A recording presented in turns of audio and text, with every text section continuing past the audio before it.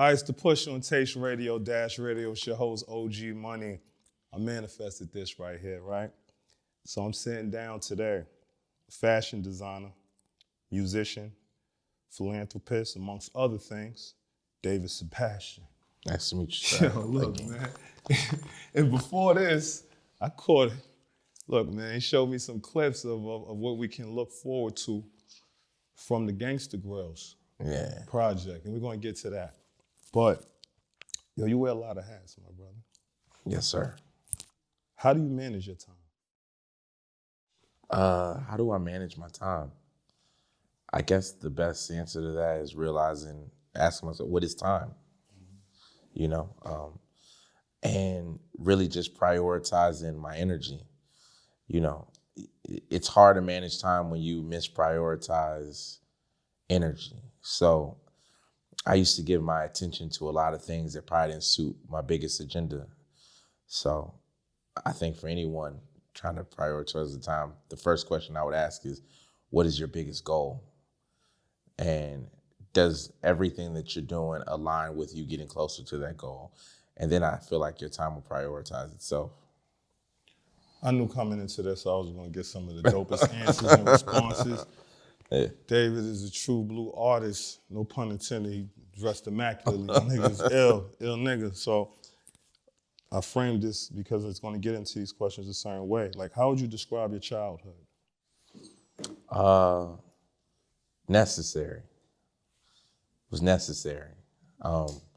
When I was in it, you know, you don't really understand the bigger picture, the God's eye view of things, you know. Why didn't I have my father? Why didn't I have more friends? Why was we living in a one bedroom that had like roaches and shit? Like why? But it was necessary to build the character of who I am today. So, yeah. It's another great answer. And the reason I always ask about the childhood is because, you know, no matter the circumstances, I've come from hard beginnings. Everyone is so subjective of what hard or rough beginning is, but those are the early stages where you really value your imagination. For sure. And you tap into those things, right? Before we move to the next one, you know, I do fine art, and I have a painting, like a 10-foot painting that I painted of a like a Superman figure, and he's wearing an N on his chest, and he's holding his mother, and in the background it's like a beautiful field, and there's a house, and the house is on fire, but they're both smiling, and I called that painting childhood, and it's like a visual representation of me and my mom smiling even though the house life was on fire. Mm-hmm. See, I didn't know that. Like, it was just one of those things where just you're very interesting. And, you know, you hear that people say someone's interesting, but ultimately the way you create and the things that you do create, I pay attention to. So what skill set developed first? The design component or the musical journey that you're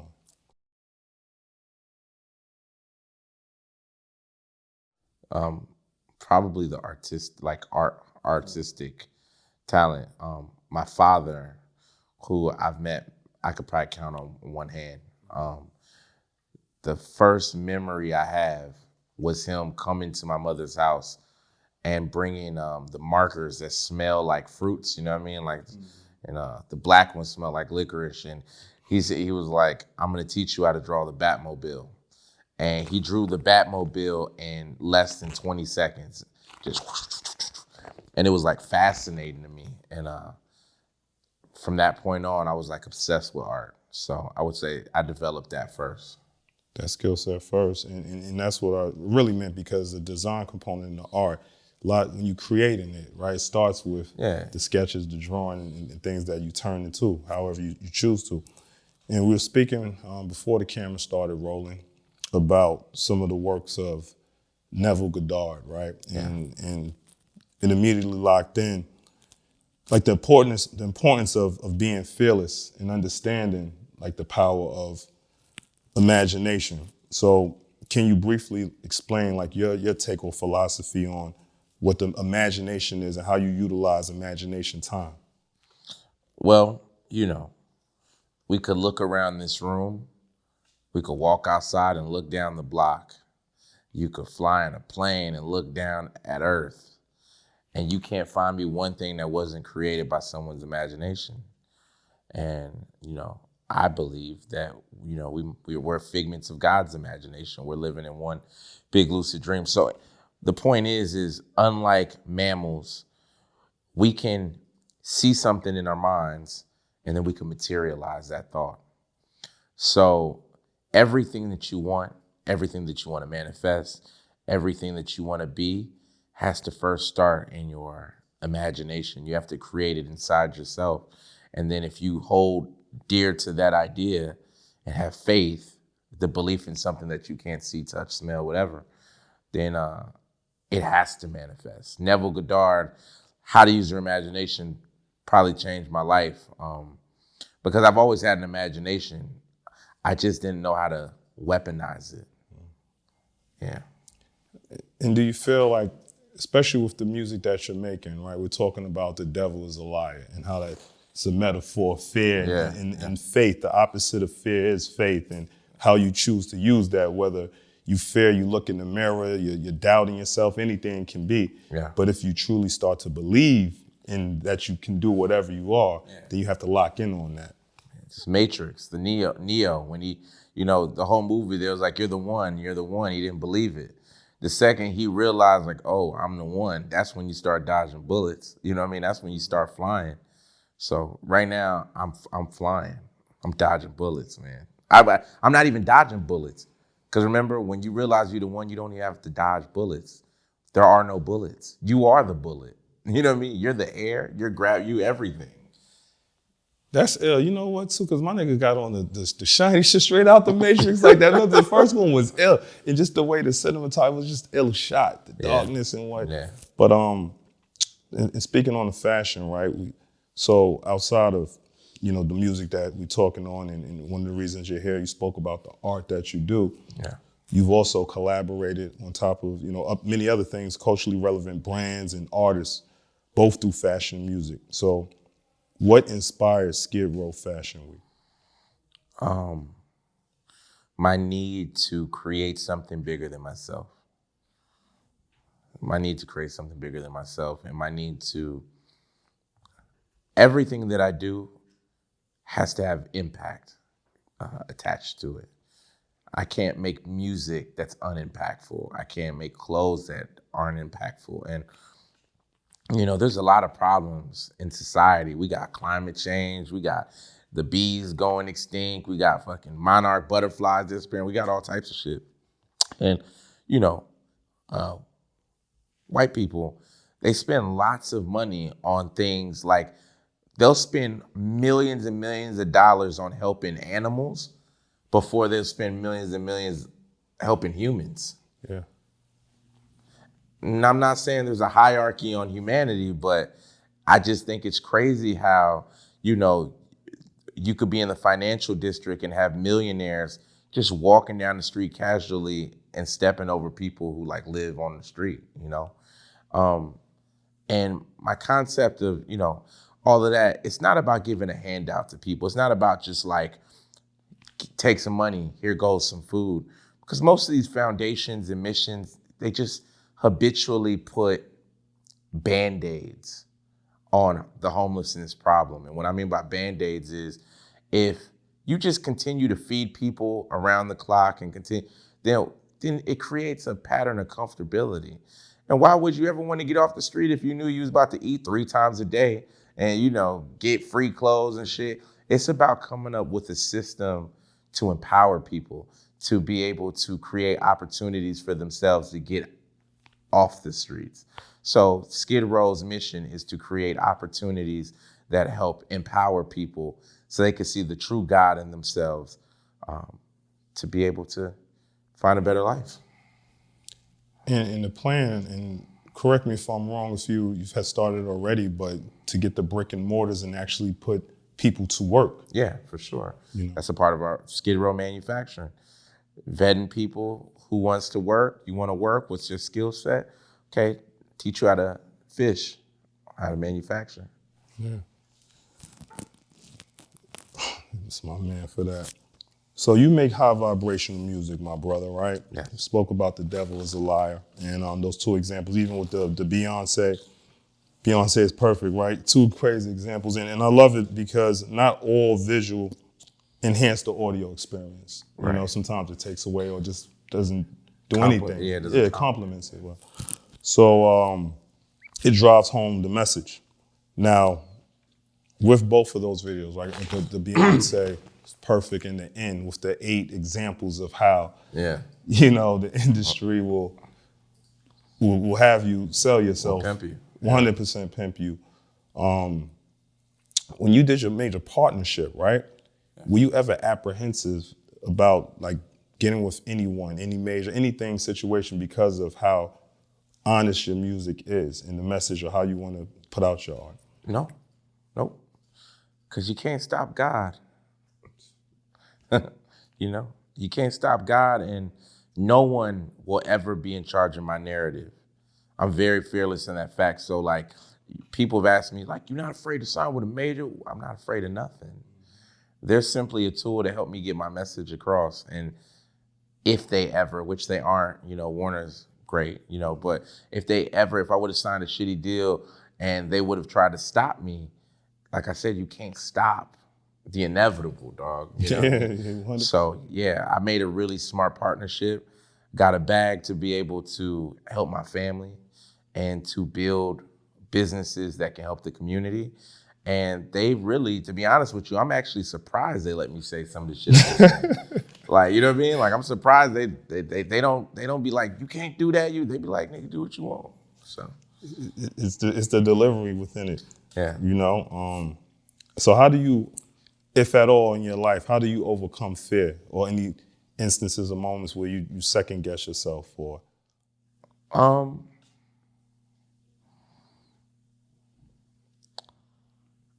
I can't remember the last time I was afraid, but I think in times of, I just asked myself a couple questions. What is this real? Is this feeling that I'm feeling real? What is triggering it? What has created it? Is it past experiences? Is it what I've learned? Like you know what I mean? Like a lot of times we aren't really afraid. We're just doing a habit. You know what I mean? Like a lot of people are habitually afraid of shit because of shit they learned as kids, you know? So I don't know, man. I haven't been afraid in a minute. I'm not really afraid of shit.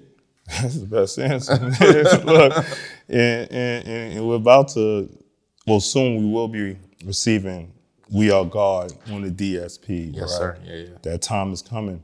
But before, well, what we're focusing on is the Gangsta Grills. Yeah. And Grills. yeah, Yes, look, and you showed me some clips, and each of them with a whole different vibration. They're hitting different vibration, and I'm fortunate enough to see that. You guys will hear it soon, but talk to us about that, the project. First off, with that and with the We Are God, Beyonce's perfect. I'm not making music. I'm making art. Like these are sonic paintings. You know what I mean? Like a record like Beyonce's Perfect, yeah, the only thing that would really marginalize it as a record is that it has melody and it has a beat. But in reality, this shit is like art. So that's how I approach my music, man. Like, you know, really, like this is a philosophy I have.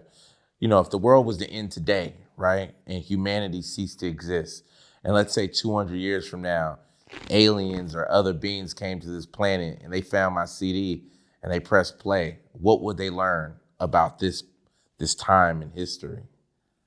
So, Gangsta Grills, I grew up on Gangsta Grills, Wayne's Gangsta Grills. Nipsey's Crenshaw was originally at Gangsta Grills.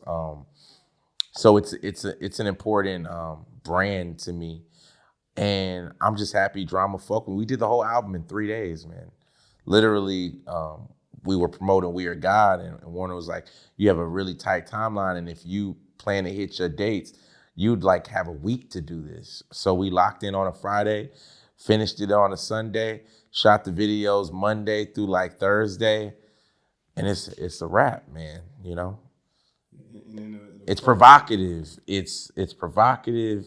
It's bold. It's new. It's less like visceral. It's less like I'm not like kind of bombarding you with a lot of information. The last record is really like hip hop, but it's really just fun, you know.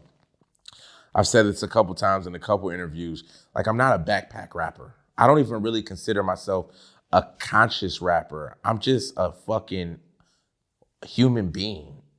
I'm just a human being who feels things, and I'm aware of my emotions. So I know when I just want to kick it with a shorty and drive down the highway and feel fucking amazing.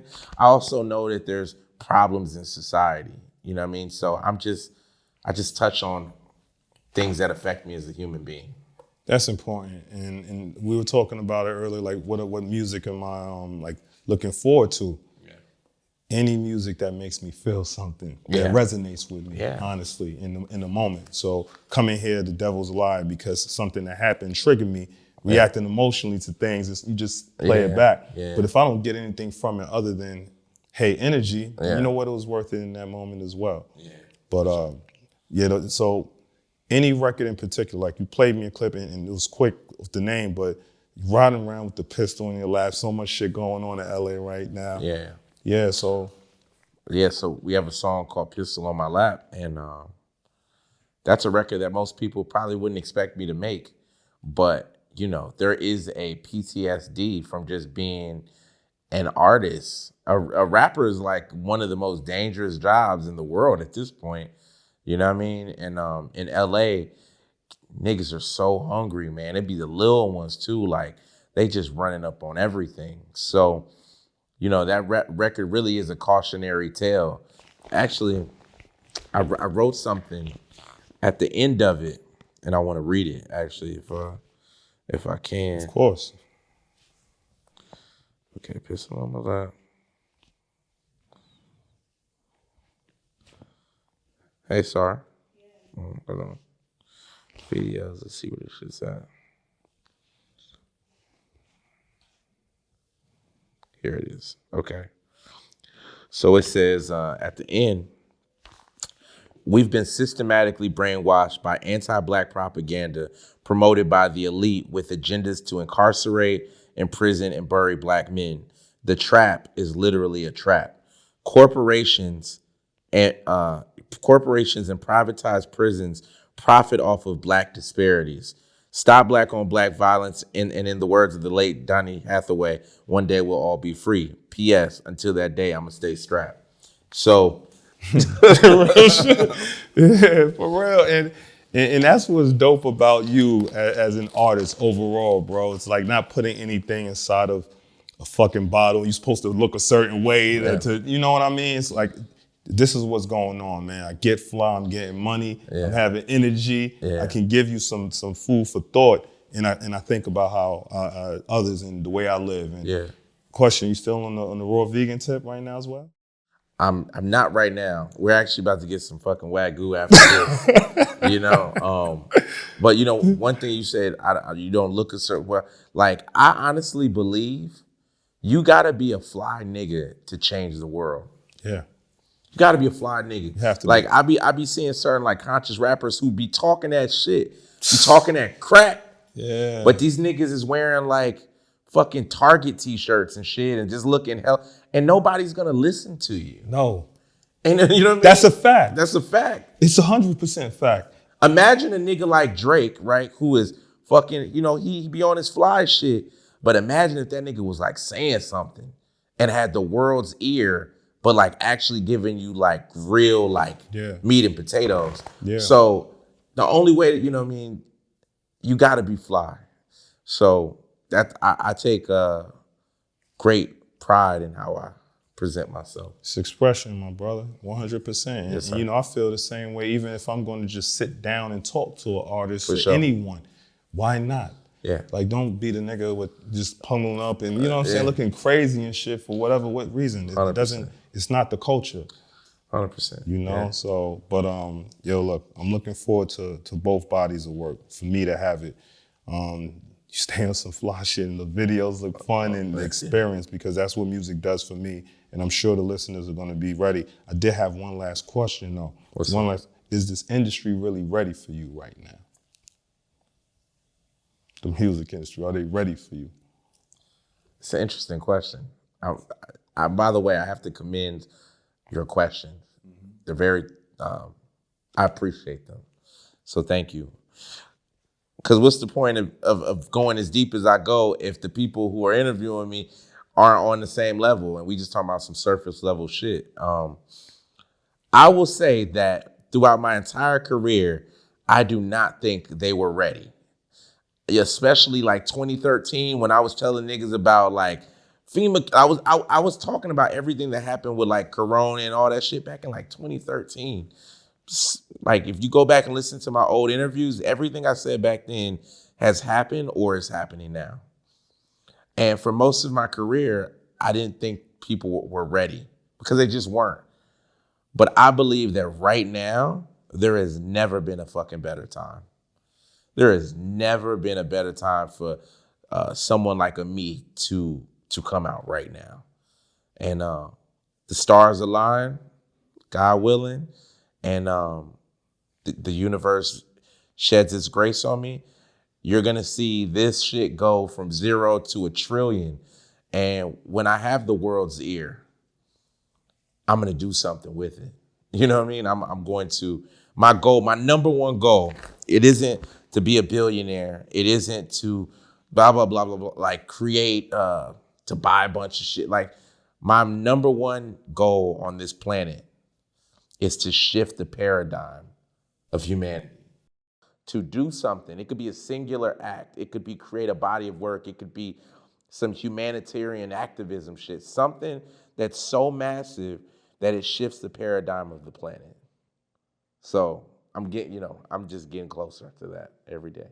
I feel it, my brother. And somebody's gonna watch this interview and look at Neville Goddard or blah, blah, blah, and then it's gonna start them on their journey. 1000%. And that's why I look at this, and even when I'm sitting down when interviews are doing, talking to other artists and individuals that are shaping this world, these are my collaborations with them.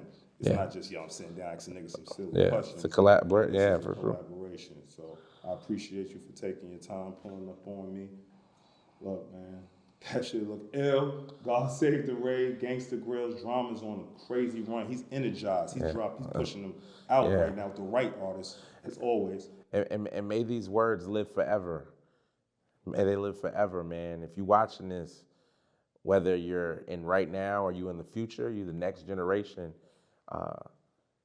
don't listen to anything but your heart. You have to believe in yourself.